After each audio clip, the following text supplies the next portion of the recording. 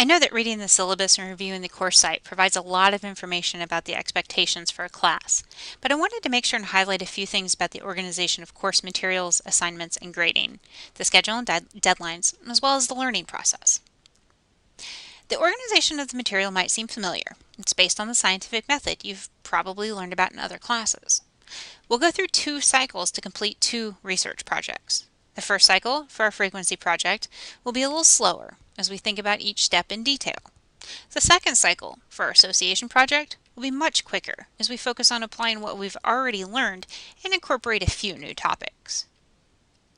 I've organized the course materials according to those steps so that we have a unit for each step and then a final unit where we move through the cycle more quickly.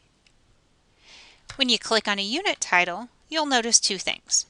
First, the main page for the unit provides an overview of what you can expect in terms of the learning objectives and the number of sections, as well as the tasks within each section. Second, the left-hand menu will provide an index of each of the sections. Beginning in the second unit, the sections will always begin with an overview and include a conclusion. Several units will also include items for exams. Note that all of these pages will be visible throughout the course, so you can review them the first day to continue to understand the course expectations. When you click on the name of the content sections, you'll see a learning guide like this. The essential question at the top is intended to help you focus your attention and organize the ideas. Similarly, the list of related terminology helps highlight important ideas. The required readings will provide important knowledge as you work through the learning activities. Videos linked within the learning activities will include examples and opportunities to practice many of the tasks you'll complete for assignments. Similarly, the discussion board prompts and activities will help you think through concepts and prepare for the steps in the projects. You may also see a section labeled Material to Review that highlights related information from previous units. Required skimming will include reading that provides important background, but you do not need to know that in the same detail as the information listed under required reading. Learning resources will include guides for things you learn about in the related videos. Supplementary resources will provide added detail.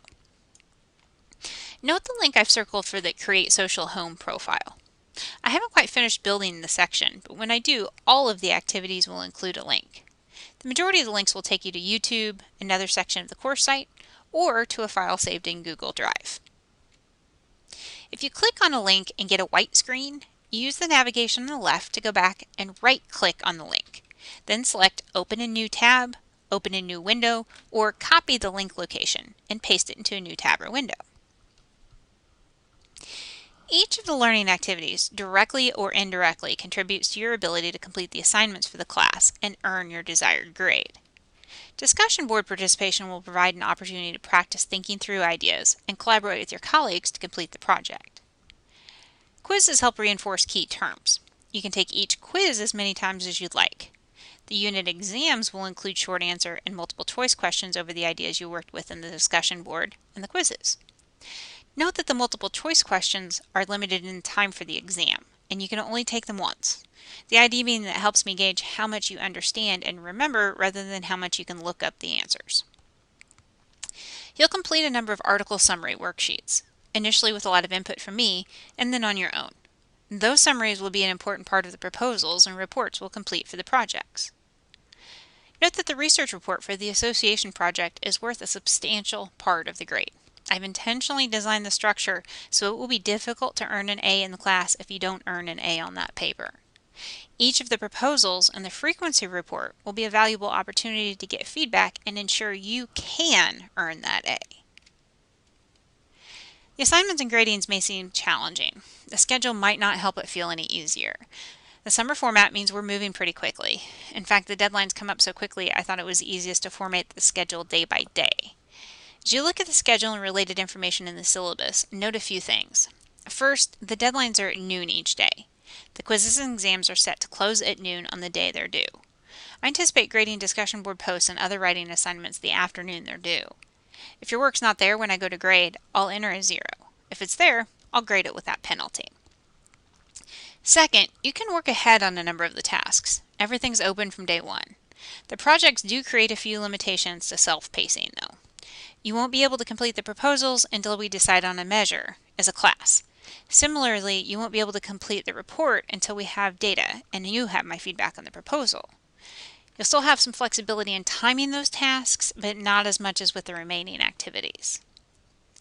Perhaps more importantly, I do expect that we'll use the discussion boards for important collaboration. So if you post early, you'll still need to return to those threads. The learning activities, assignments, and deadlines were all developed based on my philosophy that we each provide a valuable perspective on the material. Each of the activities is also designed to support your understanding by encouraging engagement with the material and by providing opportunities for feedback. When we work collectively, each of those pieces feeds into one another to increase learning. Ultimately, that's the goal of each of these pieces, helping you bring things together to increase your knowledge.